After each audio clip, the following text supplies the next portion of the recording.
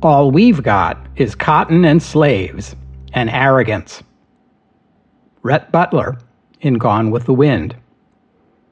Welcome to the history of the 20th century.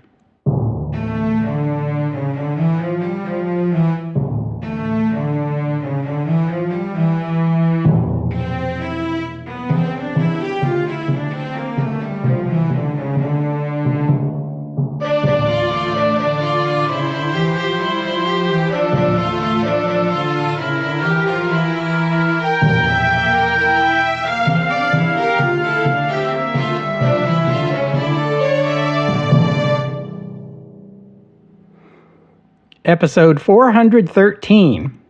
Frankly, my dear. This episode will be the sixth and the last of our series on Hollywood in the 30s and 40s, and I've saved the biggest studio in town for the finale, Metro-Goldwyn-Mayer, known to one and all as MGM. As you can no doubt deduce from its name, MGM was the product of a merger of three studios, and the story begins with a man born Laser-Mayer to a Jewish family in what was then the Russian Empire in 1884. When he was 3 years old, his family emigrated to Long Island in the United States, and then later to St. John, New Brunswick in Canada. His parents did not speak much English, and the family was poor. Young Laser, now known as Louis B. Mayer, quit school at the age of 12 to help his father, who collected scrap metal for a living. At the age of 20, he moved to Boston, Massachusetts in the United States, where he started his own scrap metal business and did a little of this and a little of that. In 1907, he renovated a rundown burlesque hall and reopened it as a movie theater. This proved to be a shrewd move. Over the next several years, Mayer and his partners put together the biggest movie theater chain in New England, which by 1914 was big enough that the owners started a film distribution business for the New England region. One of their early successes was 1915's Birth of a Nation. Mayer had secured from D.W. Griffith distribution rights to the film in New England and made a huge profit off of it. With this money, Mayer went into partnership with Richard Rowland in 1916 to create a film studio called Metro Pictures. Mayer only stayed with Metro Pictures for 2 years before leaving to form his own production company, Louis B. Mayer Pictures. Meanwhile, you may recall I told you about Jesse Lasky's film studio, which he founded in 1913, with financing provided in part by his brother-in-law, Samuel Goldfish. After Lasky's studio merged with Famous Players to create what would ultimately become Paramount Pictures, Goldfish left the company, although he still owned a chunk of its stock. Reportedly, he did not get along very well with Adolf Zukor.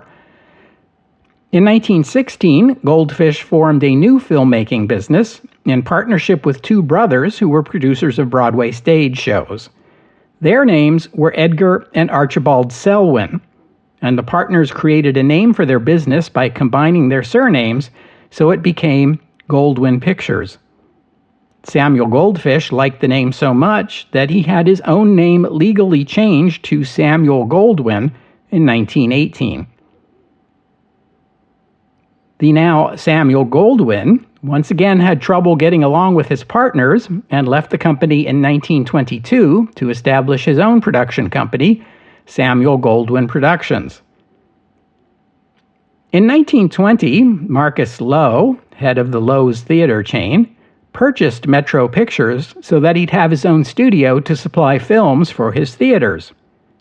It wasn't enough, so in 1924 he bought Goldwyn Pictures and Louis B. Mayer Productions and merged the three companies together to form Metro-Goldwyn-Mayer.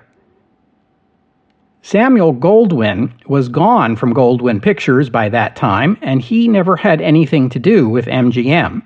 The Goldwyn in Metro-Goldwyn-Mayer refers to Goldwyn Pictures, the company, not Samuel Goldwyn, the person, because, strange though it seems, remember that Samuel Goldwyn named himself after his company, not his company after himself, as is more typical.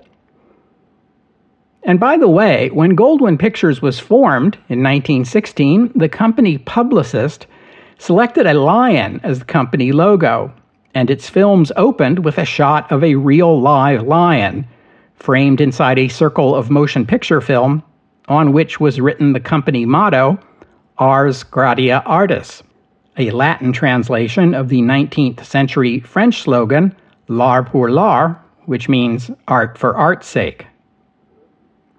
The lion did not originally make any sounds, because these were silent films. But when talking pictures were introduced, the Goldwyn lion was updated to one that roars.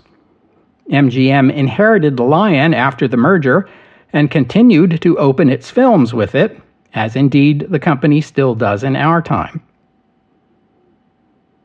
I told you that all of the major Hollywood studios of this time had a prominent head of production and a reputation for making a certain kind of film. MGM's reputation was for polished, high-quality productions starring big-name actors cast in glamorous roles, since MGM was the largest studio in Hollywood and it had the deepest pockets. Louis B. Mayer was the head of the studio, but the production chief was a young man named Irving Thalberg. He was born in Brooklyn in 1899 to parents who were Jewish immigrants from the German Empire. Alas, baby Irving was born with blue baby syndrome. This happens when a baby is born with a congenital heart defect that results in the heart pumping out blood that is not fully oxygenated, and it's called blue baby syndrome because the first sign of the syndrome appears when the baby is born with blue discoloration of the skin, which is known as cyanosis. There wasn't much they could do about it in 1899, and Irving's parents were told their baby son would be unlikely to reach his 30th birthday. His heart condition affected his ability to study in school, and to make matters worse, at the age of 17 he contracted rheumatic fever, a disease that can damage heart tissue. He read widely in his youth, as he was not strong enough for games or sports. Despite being a good student, he declined to go to college, as he believed he was not strong enough to do college work. So he looked for a job as a secretary. He found it in the New York offices of Universal Pictures, and worked his way up to the position of personal secretary to Universal's president, Carl Laemmle. Laemmle was impressed with Thalberg, and when he went to Hollywood in 1919 to spend a month overseeing the studio, he brought his secretary along. When Laemmle was ready to return to New York, he told Thalberg to stay in California and keep an eye on the studio for him.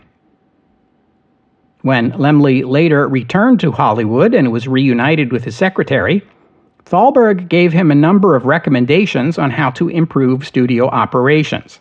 One of them was to create the position of studio manager to oversee operations on Laemmle's behalf. Laemmle told Thalberg, "All right, you're it." A puzzled Thalberg replied, "I'm what?" And that is how, at the age of 20, Irving Thalberg became the general manager of a Hollywood studio. When gossip columnist Luella Parsons was first introduced to him, she said, "What's the joke? Where's the new general manager?" But Thalberg impressed her so much that she dubbed him Universal's Boy Wonder in her column. Despite his youth and his slender, frail appearance, he impressed everyone he worked with.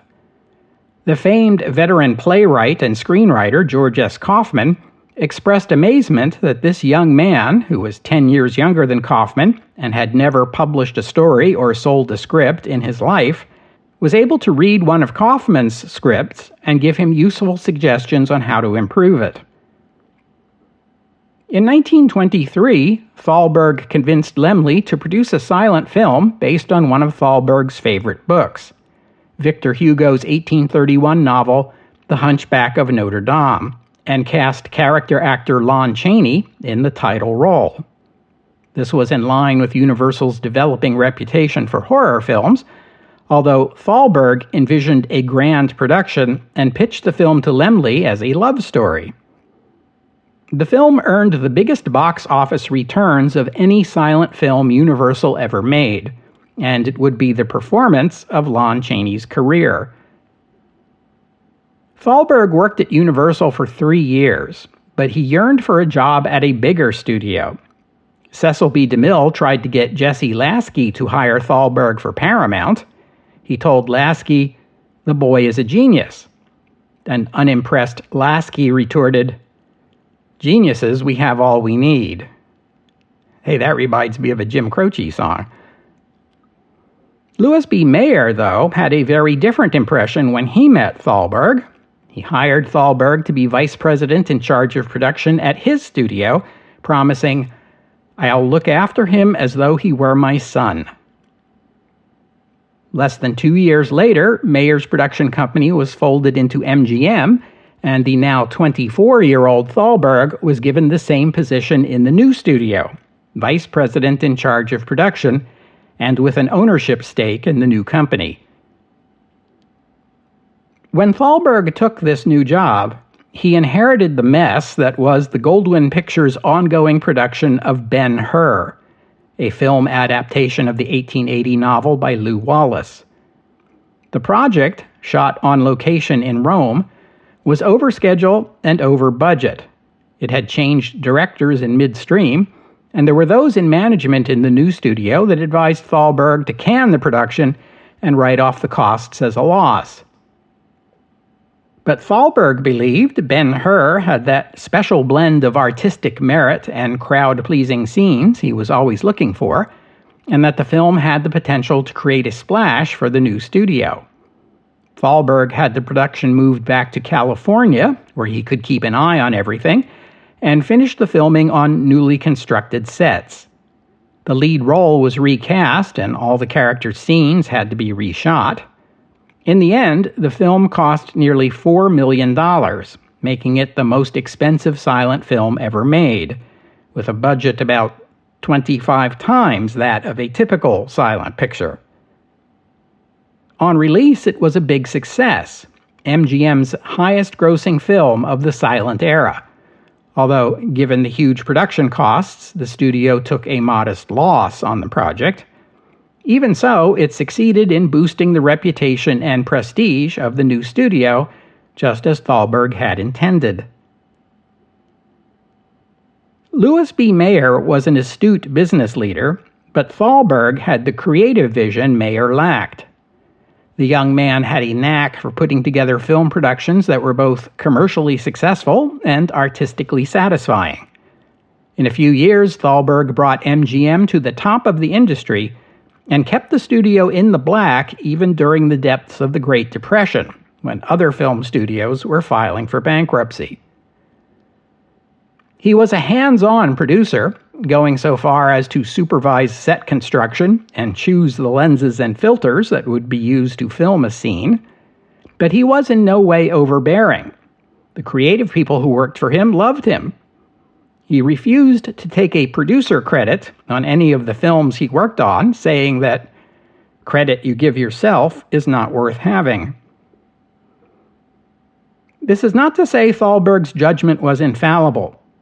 He was slow to lead MGM into the era of talking pictures, at first dismissing them as a fad. Likewise, he was slow to embrace color films, and was dubious of the value animated shorts could bring to a studio. Thus, MGM lagged behind its rivals in developing its own signature cartoons. In 1929, director King Vidor pitched an idea to Thalberg, a movie musical with an all-African-American cast, though even the director himself expressed doubt as to whether such a project could turn a profit. Thalberg approved the idea anyway, and MGM released Hallelujah later that year.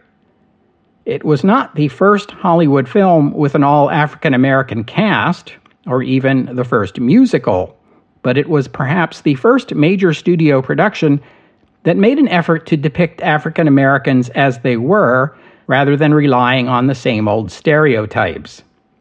The film was progressive for its time, although it feels dated in ours, and it didn't do too badly at the box office, despite having been banned in every state of the former Confederacy.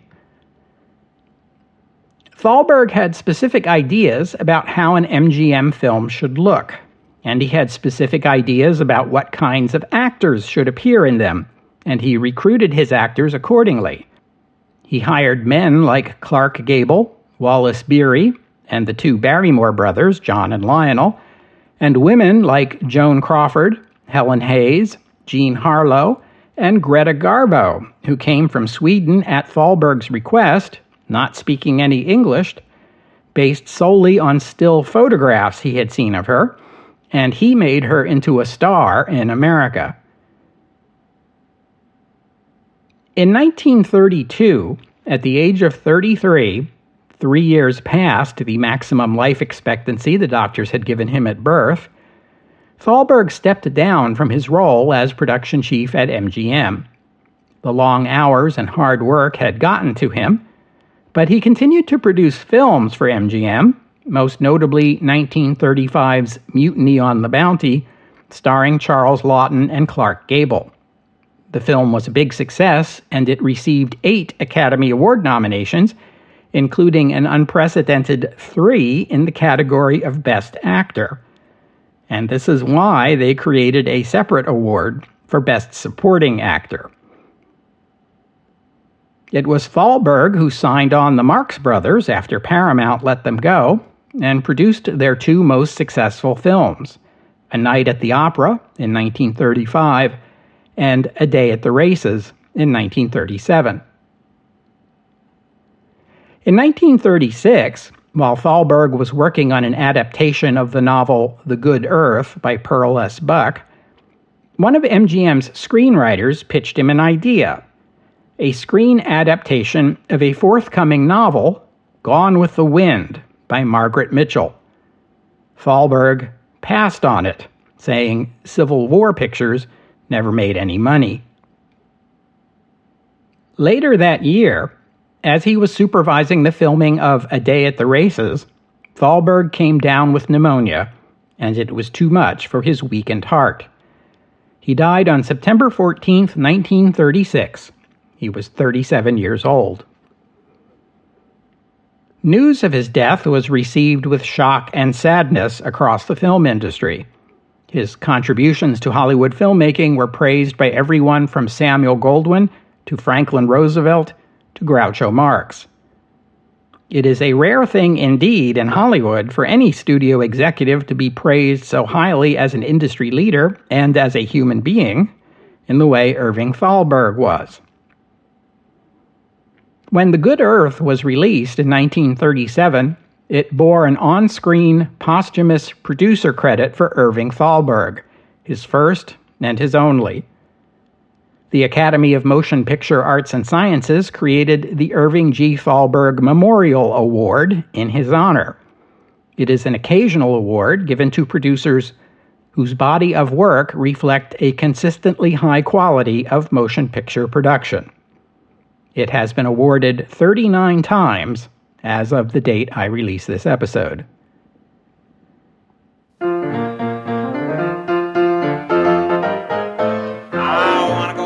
Dixie, take me back to dear old Dixie. That's the only little old place for little old me.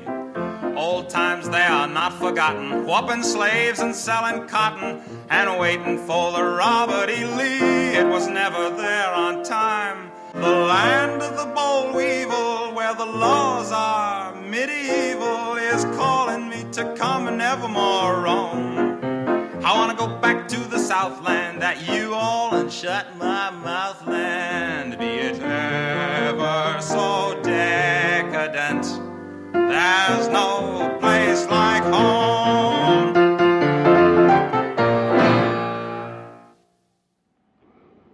About that film adaptation Irving Thalberg turned down just months before his death, Margaret Mitchell's Gone with the Wind was published on June 30th, 1936. It was 1,037 pages long, and copies sold for the hefty price of $3. But that didn't prevent 1 million Americans buying it in the first 6 months. It drew generally good reviews, although the New York Times critic declared it would have been much better if it had been half as long. It won the Pulitzer Prize for Fiction and the National Book Award.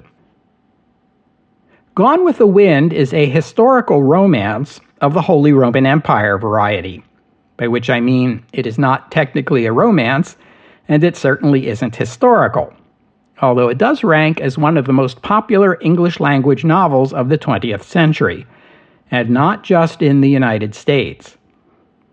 Whatever else you might say about it, and there's quite a lot else to say about it, its cultural legacy casts a shadow over any other literary work about the American South. It also perpetuates the myth of Southern enslavers as genteel and noble, men who fought for their own rights and dignity, foregrounding them and their struggle, while sidelining the matter of the millions of human beings they reduced to items of property. When enslaved people do appear in this story, they are household servants, historically the ones who were the best treated. Field hands are barely mentioned. The household servants are depicted as well-dressed, well-fed, and selflessly loyal to their enslavers, even after emancipation.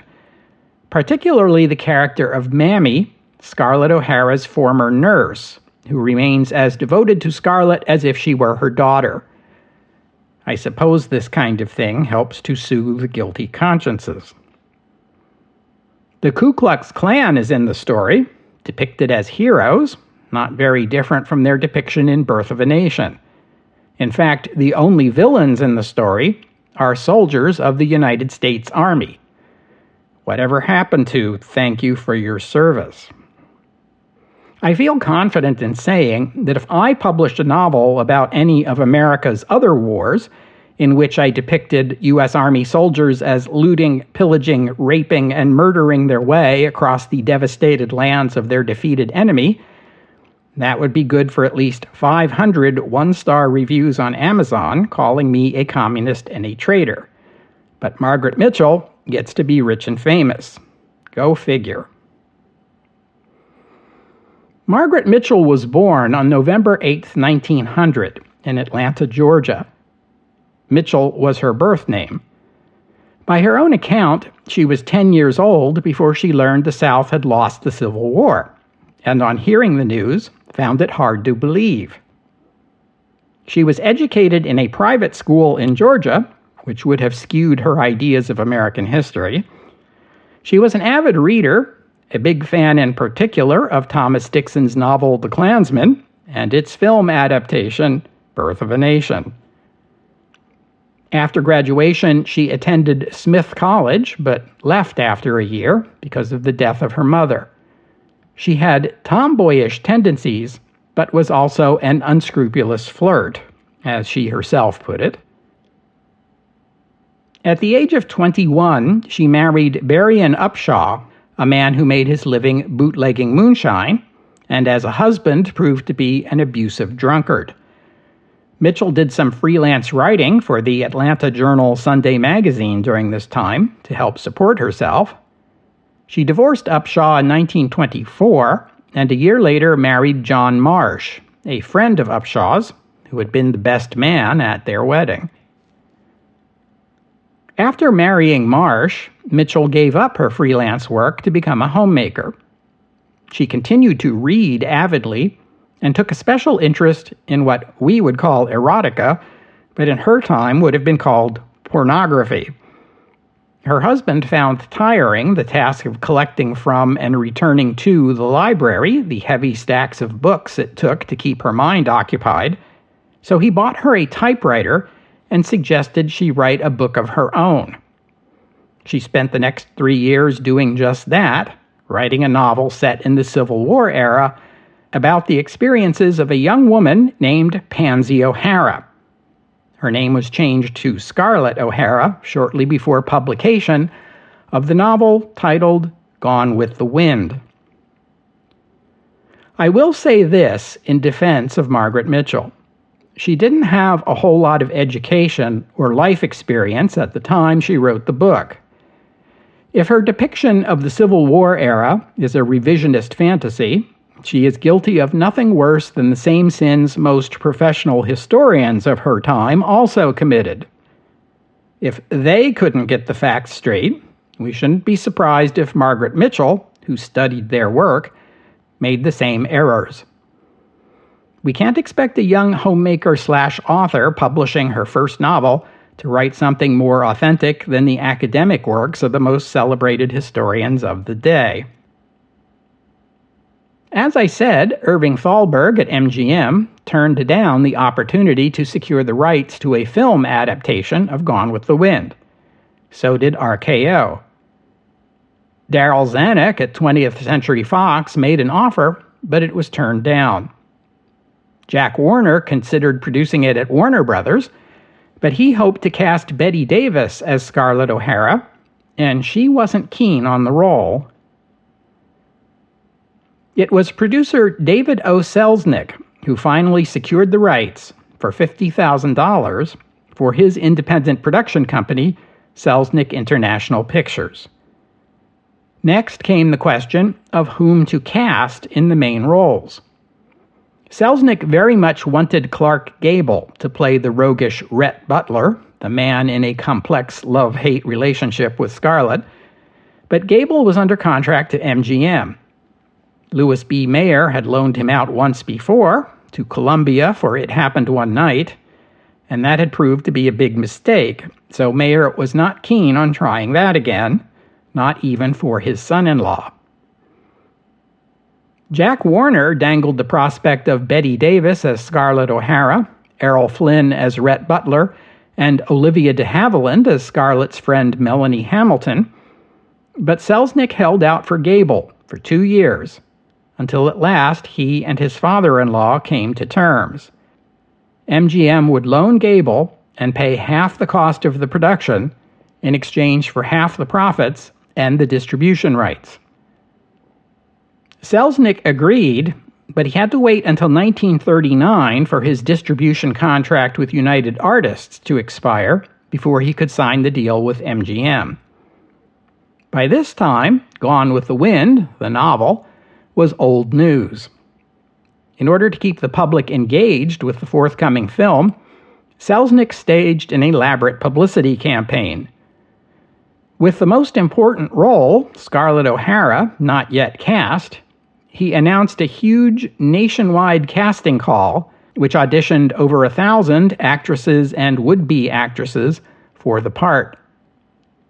It was a big success in terms of the publicity it generated for the film, although the truth is that Selznick never seriously considered hiring anyone from that casting call. His first choice was prominent stage actress Tallulah Bankhead, but at 36 years old, she was a little too old for Scarlett O'Hara. After the MGM deal, Selznick considered MGM stars Joan Crawford and Norma Shearer, the latter of whom was Irving Thalberg's widow, by the way.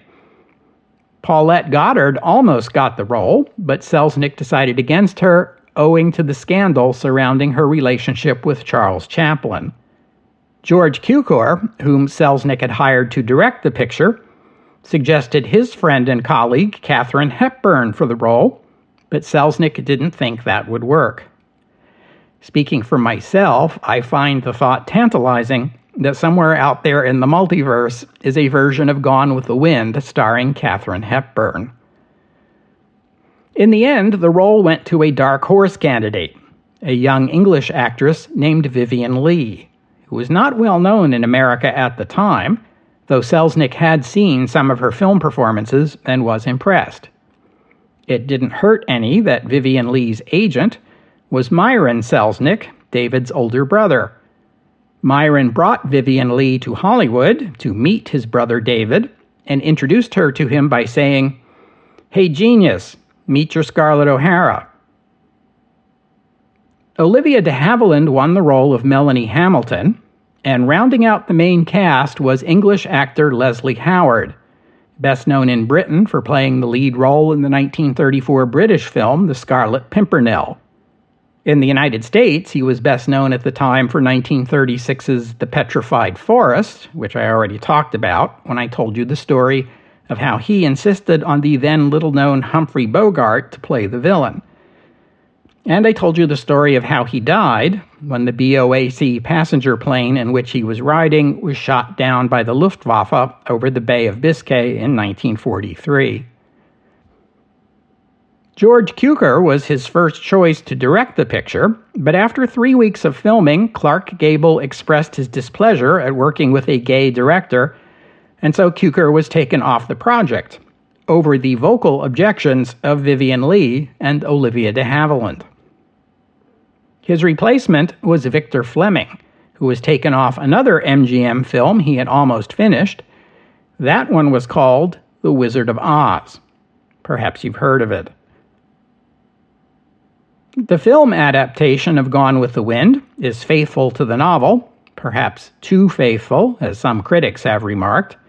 It was 4 hours long, for one thing, and it bought into the book's revisionist history.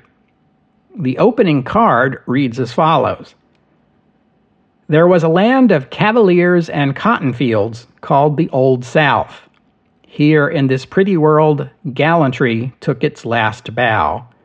Here was the last ever to be seen of knights and their ladies fair, of master and slave. Look for it in books, for it is no more, a dream remembered, a civilization gone with the wind. Gone with the Wind premiered in Atlanta on December 15, 1939. The governor of Georgia declared a state holiday for the occasion. Leslie Howard did not attend, as he had returned to his native England when the war began. Hattie McDaniel, the African-American actress who played Mammy, did not attend either, because Georgia's segregation laws didn't permit her to sit in a theater next to white people. Clark Gable planned to skip the premiere in protest of McDaniel's exclusion, but she urged him to appear at the event. The film was a huge success, despite steep ticket prices of $1 or more. It was the most expensive film ever made to that point, with the exception of 1925's Ben-Hur, and it became the highest-grossing film of its time. If you adjust for inflation, it is still the highest-grossing film of all time. The New York Times film critic wrote that Gone with the Wind was the most ambitious film ever made, though he expressed doubt it was the greatest film ever made, and I think that sums the thing up nicely. The performances drew much praise, particularly those of Vivien Leigh, Clark Gable, Olivia de Havilland, and Hattie McDaniel. And I have to comment on Rhett Butler's final line in the film. After Scarlett O'Hara says to him, "Where shall I go? What shall I do?" Butler replies, "Frankly, my dear, I don't give a damn," as he walks out of her life, indicating that after 10 years of pursuing her, he has given up. This is not the first time the word damn was used in an American picture. A number of films used it prior to the introduction of the Hays Code, but the code did indeed ban the use of that word. However, shortly before the release of Gone with the Wind, the Code Administration amended the rule to permit the use of the words damn or hell in certain circumstances. Butler's line isn't even the only use of the word damn in Gone with the Wind. Earlier in the film, someone refers to the damn Yankees. It was not merely the use of a taboo word, but the dramatic way it was used that made the scene so shocking. My mother claimed that when she saw the film, the audience gasped at the line.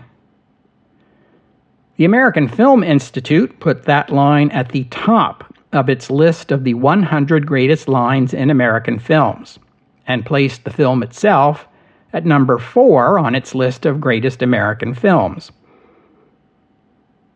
Gone with the Wind was nominated for a record 13 Academy Awards, and it won 8, including Best Picture, Best Director for Victor Fleming, Best Screenplay Adaptation, Best Actress for Vivien Leigh, and Best Supporting Actress for Hattie McDaniel, who beat out, among other nominees, her co-star, Olivia de Havilland.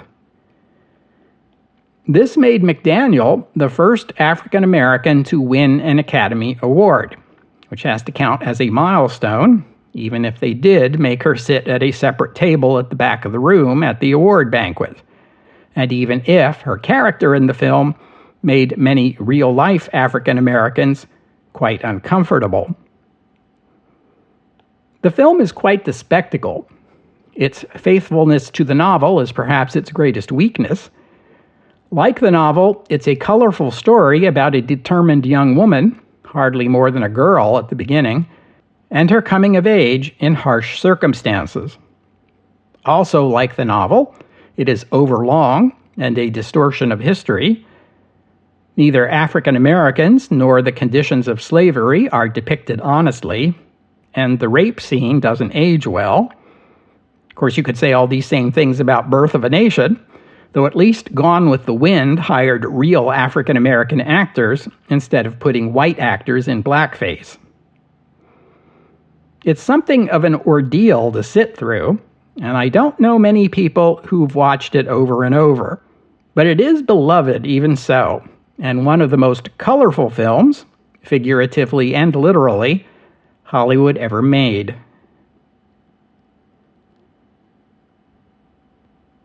We'll have to stop there for today. And I know what you're thinking. You're thinking, isn't he going to talk about The Wizard of Oz? The answer is, yes, I am, but not today.